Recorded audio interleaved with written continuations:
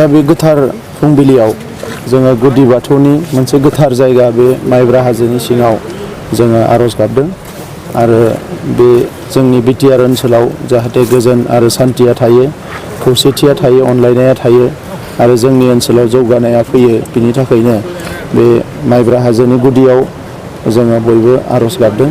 दा भैरबकुन्द'खौ मोनसे tourist spot हिसाबै जौगाहोनायनि खोथाया दिनैनि नङा, गोबां बोसोरनिफ्रायनो बेवहाय सोलिदों।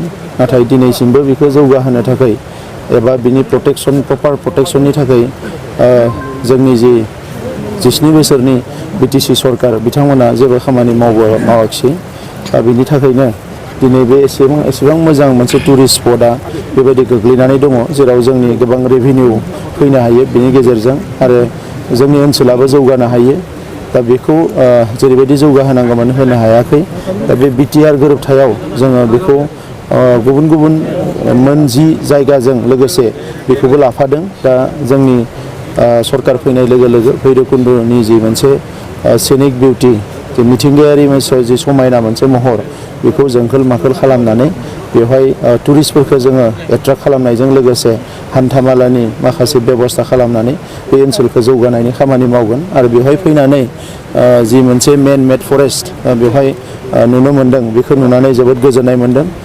दिनैनि समाव बाय'डाइभारसिटिखौ लानानै मानसिफ्रा जोबोद सिन्था खालामो, ग्लबेल वार्मिंखौ लानानै जोबोद सिन्था खालामो।